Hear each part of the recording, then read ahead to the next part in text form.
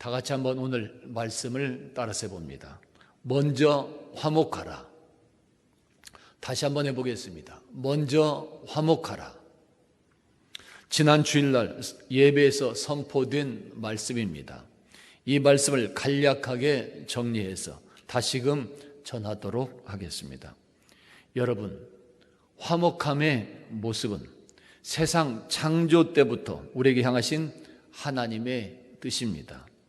하나님은 세상 처음 사람 아담과 하와 때부터 우리들 인간이, 우리들 인류가 서로 화목함이 이루어지기를 원하시었습니다.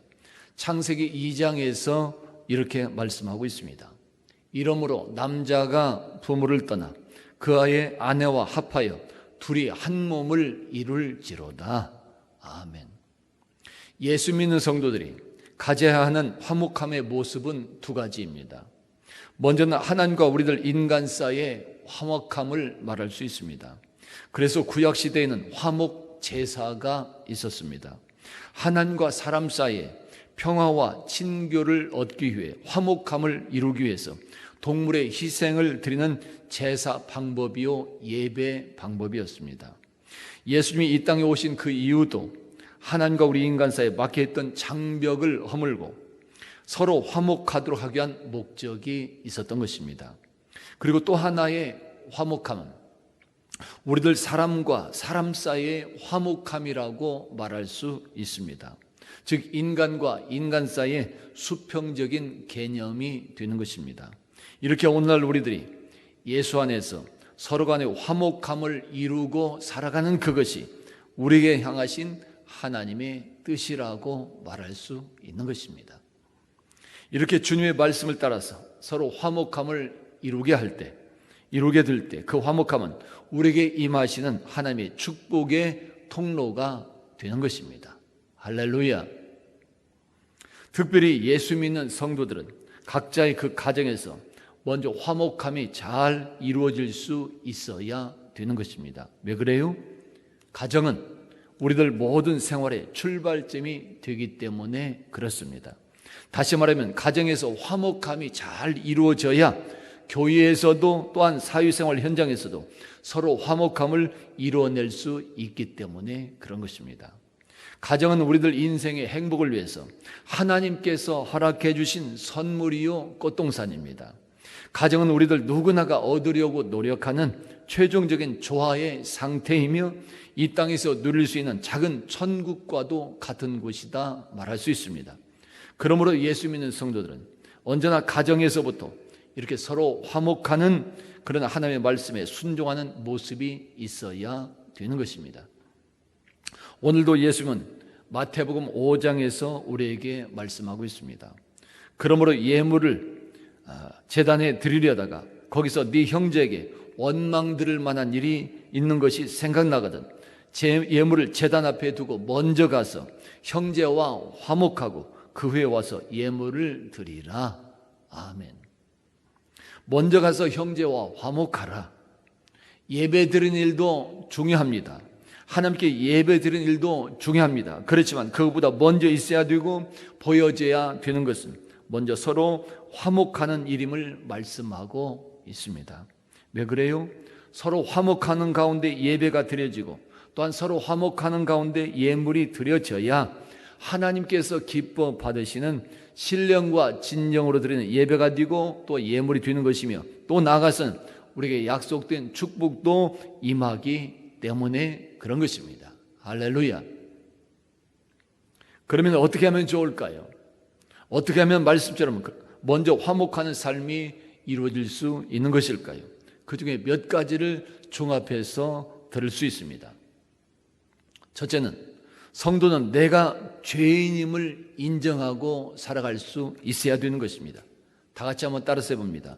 내가 죄인입니다. 저 사람이 죄인이 아니라 오늘 내가 죄인입니다. 저 사람 때문이 아니라 나 때문입니다. 이런 믿음과 마음과 자세로 행하게 될 때 우리는 서로 화목할 수 있는 길이 열려지게 되는 것입니다. 둘째로 성도는 우리 모두 다 예수 안에서 존귀한 사람들이라는 사실을 알아야 되는 것입니다. 다 같이 한번 따라서 봅니다. 모두 다 존귀한 사람입니다. 나도 존귀하지만 저 사람도 존귀한 사람이 될 수 있는 것입니다. 나도 잘할 수 있지만 저 사람도 잘할 수 있다는 것을 알고 행할 수 있어야 되는 것입니다. 우리는 모두 다 예수 안에서 저 사람도 하나님의 존귀한 자녀의 백성이 될 수 있는 것입니다. 바로 여기에서 존경이 나오는 것이고 배려함이 나오며 협력함이 나오게 되는 것이고 서로 화목하는 모습이 보여지게 되는 것입니다.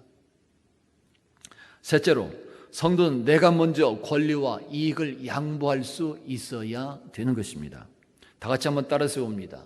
내가 먼저 양보합시다. 자신을 생각하지 않는 사람이 어디 있을까요? 그러나 예수 믿는 성도는 나에게 주어진 하나님의 사명부터 생각할 수 있어야 되는 것입니다. 그리고 나의 권리와 이익은 양보하는 이 모습이 보여져야 되는 것이에요.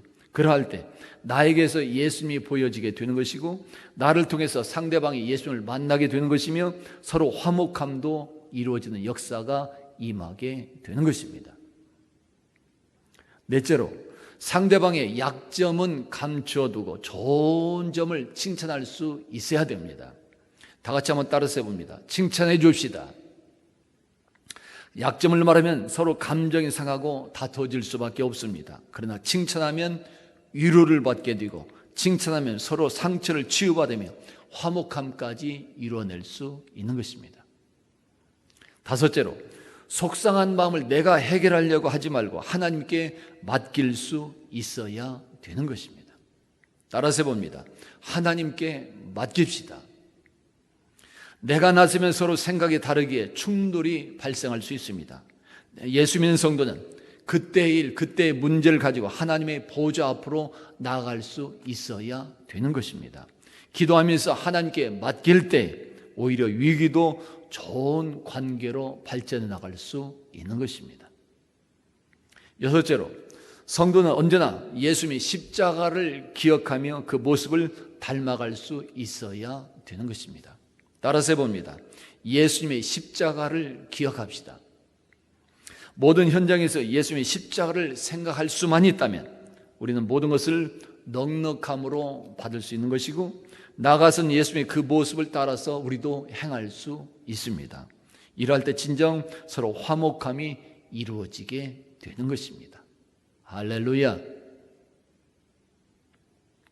먼저 화목하라고 하는 오늘 예수님의 이 말씀, 그래서 여러분 모두 다 이 땅에서도 하나님의 약속된 축복을 받고 누리시는 성들이 다 되시며 더 나아가서는 천국에서도 영원한 행복을 누리는 복된 성들이 다 될 수 있기를 예수 이름으로 축원합니다.